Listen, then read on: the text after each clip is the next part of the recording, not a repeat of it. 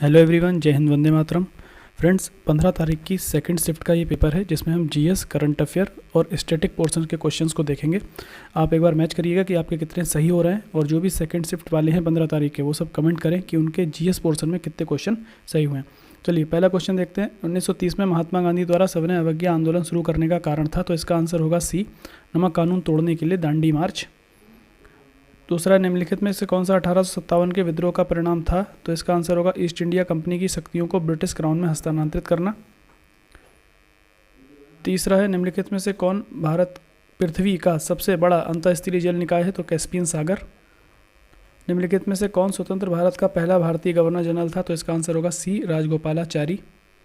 निम्नलिखित में से किस अधिनियम द्वारा बर्मा को भारत से अलग किया गया था, तो भारत सरकार अधिनियम 1935 और 1937 में बर्मा भारत से अलग हो गया। बर्मा म्यांमार का ही पुराना नाम है। भारत को ब्रिटिश नियंत्रण से मुक्त करने के लिए इंडियन नेशनल आर्मी का गठन किसने किया, तो इसका आंसर होगा मोहन सिंह, कैप्टन मोहन सिंह। ध्यान रखिएगा, सुभाष चंद्र बोस गलत आंसर हो जाएगा, सुभाष चंद्र बोस नहीं। सुभाष चंद्र बोस को इसका सुप्रीम लीडर बनाया गया था सितंबर 1942 में। ओके। सागौन के जंगल भारत में निम्नलिखित में से किस राज्य में पाए जाते हैं, तो मध्य प्रदेश। सामान्य वर्षा में अचानक वृद्धि हो जाती है और कई दिनों तक लगातार जारी रहती है, इसे कहते हैं मानसून का फटना यानी प्रस्फोट। जीएमटी का फुल फॉर्म है ग्रीनविच मीन टाइम, जीएमटी। प्रति 1000 लोगों पर जीवित जन्मों की वार्षिक संख्या को किस नाम से जाना जाता है, तो इसको कहते हैं क्रूड बर्थ रेट। इसका आंसर डी होगा। इसके बाद 1969 में कितनी प्रमुख निजी बैंकों का राष्ट्रीयकरण किया गया, तो इसका आंसर 14 है। और 1980 में अगर पूछता तो इसका आंसर 6 होता। ये 1969 में 14 बैंकों का राष्ट्रीयकरण हुआ था। 1991 के आर्थिक सुधारों के बाद, इसमें ध्यान रखिएगा, परमाणु ऊर्जा उत्पादन विशेष रूप से सार्वजनिक क्षेत्र के लिए आरक्षित थे, यानी परमाणु ऊर्जा उत्पादन निजी हाथों में नहीं दिया गया था। योजना आयोग के अंतिम उपाध्यक्ष का नाम पूछा है, श्री मोंटेक सिंह अहलूवालिया। ठीक है, क्योंकि 2015 में योजना आयोग का नाम बदलकर नीति आयोग कर दिया गया, और नीति आयोग के पहले उपाध्यक्ष कौन बनाए गए, अरविंद पनगड़िया। दूसरे राजीव कुमार, और तीसरे अभी वर्तमान में कौन है, सुमन के बेरी। अगला, निम्नलिखित में से कौन सा क्षेत्र भारत का सबसे बड़ा नियोक्ता है, यानी सबसे ज़्यादा रोजगार देने वाला है, तो प्राथमिक क्षेत्र। ठीक है, जिसमें कृषि आता है, पशुपालन आता है, ये सब प्राथमिक क्षेत्र में आते हैं। निम्नलिखित में से किस राज्य को हरित क्रांति के लिए भारत का आरंभ स्थल के रूप में चुना गया था, इस क्वेश्चन का आंसर होगा पंजाब। निम्नलिखित में से कौन सा अनुच्छेद अल्पसंख्यकों के हितों के संरक्षण के लिए है, तो अनुच्छेद 29। 42वें संविधान संशोधन के माध्यम से संविधान में कौन सा नया डीपीएसपी, तो इसका आंसर होगा बी, समान न्याय और निःशुल्क विधिक सहायता। अगला है कौन से मौलिक कर्तव्य है, तो ध्यान रखिएगा बी सी डी सब मौलिक कर्तव्य हैं, तो ये सभी आंसर हो जाएगा इसका। अगला है सभी अम्लों में समान तत्व तो होता है हाइड्रोजन, जैसे HCl, H2SO4, ये दोनों अम्ल हैं, इसमें हाइड्रोजन कॉमन है। नॉनस्टिक खाना पकाने के बर्तन पे कोटिंग किस चीज़ की होती है, किसका लेप होता है, तो ध्यान रखिएगा टेफ्लॉन, इसका आंसर होगा टेफ्लॉन। अनुच्छेद 245 के अनुसार संसद का कार्य है, तो कानून बनाना। सरकारी आयोग केंद्र और राज्य संबंधों से संबंधित है। अगला है प्रकाश वर्ष, तो ये तारकीय दूरी का मात्रक है। भारत गौरव पर्यटन ट्रेन को जून 2022 में रामायण सर्किट के हिस्से के रूप में भारत और नेपाल के बीच में चलाया गया है। इसके बाद अगला, भारत ने दोनों देशों के बीच मजबूत दीर्घकालिक साझेदारी के निर्माण के लिए प्रयासों के तहत निम्नलिखित में से किस देश को 75 एम्बुलेंस और 17 स्कूल बसें, तो 75 एम्बुलेंस और 17 स्कूल बसें दी हैं बांग्लादेश को। ठीक, बांग्लादेश को।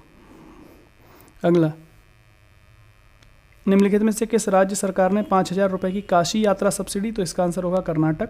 जून 2022 में भारत ने निम्नलिखित में से किस देश के साथ कॉमनवेल्थ डिप्लोमेटिक एकेडमी प्रोग्राम की घोषणा की है, तो यूके के साथ। अगला है कौन सी कंपनी ने आईएफ के हेलीकॉप्टरों के लिए एडीएस की आपूर्ति हेतु बेलारूसी कंपनी और उसकी सहायक कंपनी के साथ एक समझौता ज्ञापन हस्ताक्षर किया, तो इसका आंसर होगा भारत इलेक्ट्रॉनिक्स लिमिटेड। अगला है निम्नलिखित में से किस भारतीय राज्य ने नारी को नमन योजना, तो ध्यान रखिएगा हिमाचल प्रदेश। नारी को नमन आगे वाले एग्जाम के लिए भी इंपॉर्टेंट है, आपके जो आगे एग्जाम होंगे। अगला, प्रधानमंत्री नरेंद्र मोदी ने निम्नलिखित में से किस जिले में डॉक्टर संपूर्णानंद स्पोर्ट स्टेडियम, तो अगर आपको ये पता है कि डॉक्टर संपूर्णानंद स्पोर्ट स्टेडियम कहाँ है, तो इसका आंसर लगाना बहुत आसान है, ये वाराणसी में होगा। किस स्थान ने India's booming gig and platform economy शीर्षक से रिपोर्ट जारी की है, तो ध्यान रखिएगा नीति आयोग। अगला है, निम्नलिखित में से कौन सी राज्य सरकार सिंगल एंट्री मल्टीपल एग्जिट के विचार पर एक एजुकेशन टाउनशिप बनाने वाली है? तो उत्तर प्रदेश। निम्नलिखित में से कौन सा भारत का सबसे छोटा केंद्र शासित प्रदेश है? तो इसका आंसर होगा लक्षद्वीप। 36 किलोमीटर स्क्वायर में बना हुआ सबसे छोटा केंद्र शासित प्रदेश। और भारत का सबसे बड़ा केंद्र शासित प्रदेश कौन होगा? लद्दाख। ठीक है, दूसरे नंबर पर जम्मू कश्मीर और तीसरे पर अंडमान निकोबार। छात्र पारिस्थितिकी के लिए एक नया डिजिटल प्लेटफॉर्म कैंपस पावर, इसको ICICI बैंक, इसका आंसर होगा ICICI बैंक ए, इसने लॉन्च किया है। अगला है, भारत के कितने राज्य बांग्लादेश से सीमा साझा करते हैं? तो इसका आंसर होगा 5 राज्य बांग्लादेश से सीमा साझा करते हैं। वो कौन कौन से राज्य हैं? जिसमें वेस्ट बंगाल है, असम, मेघालय, त्रिपुरा, मिजोरम। निम्नलिखित में से पोलैंड की राष्ट्रीय मुद्रा जेलोटी। उत्तर प्रदेश का लोकप्रिय शास्त्रीय नृत्य क्या है? कथक। ठीक है, मोहिनीअट्टम कहाँ का है? केरल का है। कथकली, मोहिनीअट्टम कहाँ का है? केरल का है। और कुचिपुड़ी कहाँ का है? आंध्र प्रदेश का है। ठीक है, ये अभी आपको याद रखना है। कुचिपुड़ी और मोहिनीअट्टम केरल का है, कुचिपुड़ी आंध्र प्रदेश का है। ठीक है, चलिए अगला है, निम्नलिखित में से किसके पास लोकसभा सत्र को स्थगित करने की शक्ति है? तो भारत के राष्ट्रपति। अंतर्राष्ट्रीय अहिंसा दिवस की अगर बात की जाएगी 2 अक्टूबर। वास्को डी गामा का मकबरा अगर आपसे पूछता है तो ध्यान रखिएगा, वास्को डी गामा का मकबरा कोच्चि में है। अगला है थॉमस कप। तो ये बहुत इंपॉर्टेंट था, ये मैंने पहले भी आपको करंट अफेयर के टाइम में बताया। ये बैडमिंटन से संबंधित है और इस बार का थॉमस कप इंडिया ने जीता है इंडोनेशिया को हरा के। इंडोनेशिया 14 बार का चैंपियन है थॉमस कप में। प्रसिद्ध पुस्तक विंग्स ऑफ फायर किसकी आत्मकथा है? तो डॉक्टर APJ अब्दुल कलाम।